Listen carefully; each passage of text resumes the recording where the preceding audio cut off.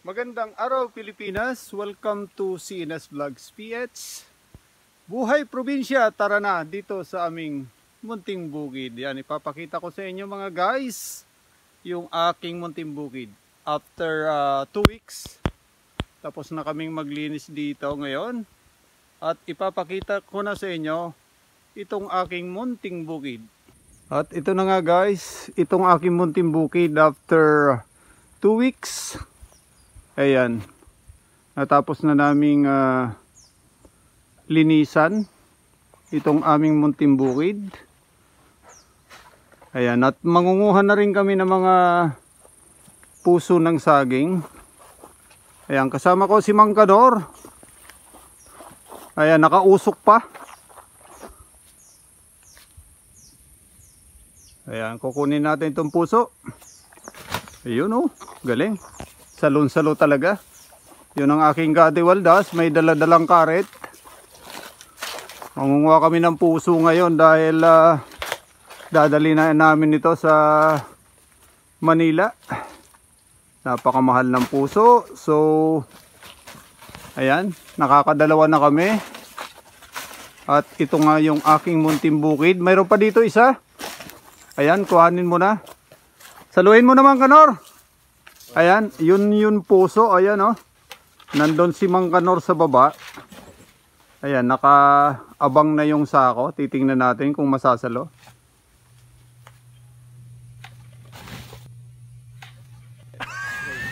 Ang galing, hindi nasalo. Ayun. Ito ang aking munting bukid. Ayan, may tanim din akong guyabano dito. Yan oh. Guyabana. Pwede nang pitasin nito, katiwaldas. Ayan. Ha? Ayan, kuhanin mo na ito at dadalhin na natin sa Manila.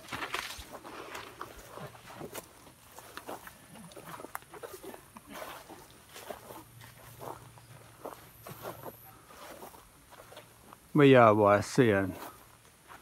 Tanim na bayabas.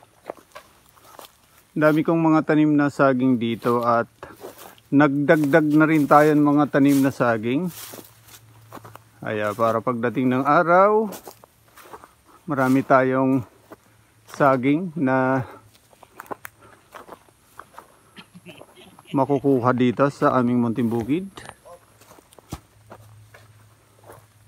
At yan si Basyo, kasama ko sa pagtatanim. Kasama ko rin si Nestor, yan, nag-uukay. Ayan si Basyo, taga-tanim ko ng saging.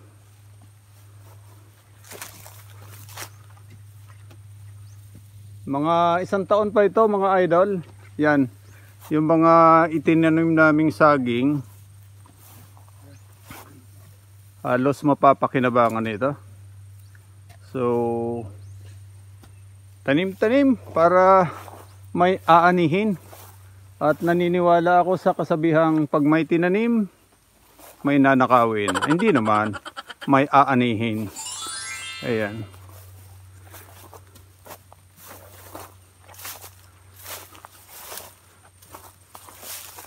Ayun, nangunguha ng puso. Yung dalawa, si Mang Kanor saka si Katiwaldas. Ayun oh.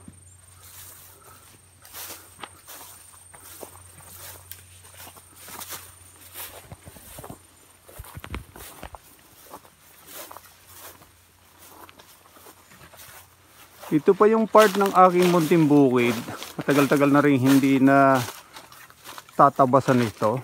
So, ngayon lang natabasan. Hanggang doon sa dulo pa. Ayan, nagtira tayo ng mga ilang punong bayabas dito para pagdating ng time. Marami tayong bayabas na makukuha. Ayan, hanggang doon sa dulo. Yan ang part ng aking munting bukid.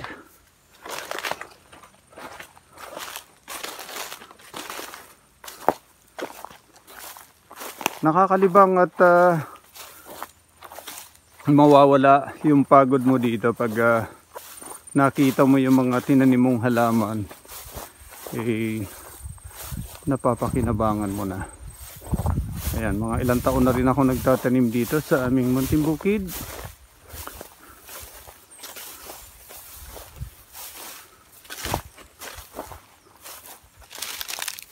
Pagtitiba tayo saging doon ay.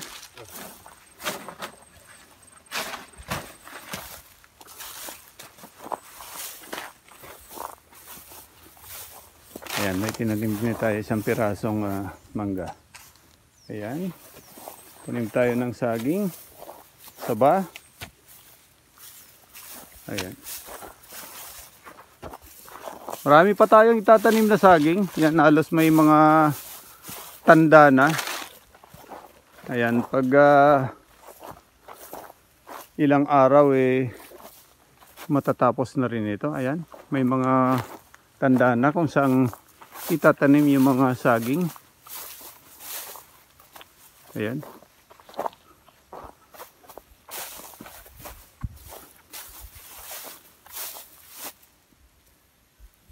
Ito saging pa rin, tatanim.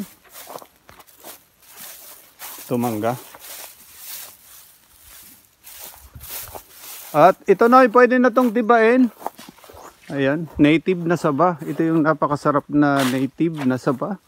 Ayan, halos abot lang ng aking katiwaldas. Mababa lang siya. At ayan yung saba. Ito yung masarap na saba. Yun oh. Wala pang 100 taon. Halos 100 taon lang itong tanim namin saba. Ayan, napapakinabangan na. Ayan, kasama na namin yan sa Manila.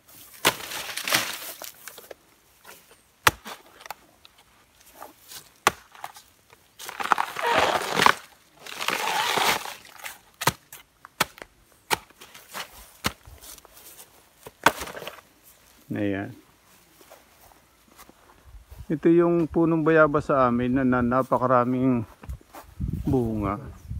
Ayan, kuhanin mo na ito Mang Kanor para pasalubong natin sa mga tropa natin. Ayan, ang daming bayabas.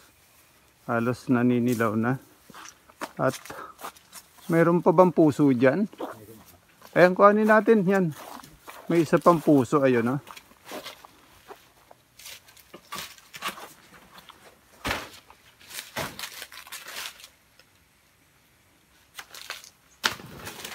Ayun oh. Sariwang gulay. Galing dito sa aking munting bukid. Ayan. Meron dong part pa ng aking munting bukid na tataniman pa namin ng saging. Ito yung mga punla o suhi ng mga saging na itatanim namin. Ayan. At yung part na yon na nilinisan namin last week, ayan, tataniman din ng saging.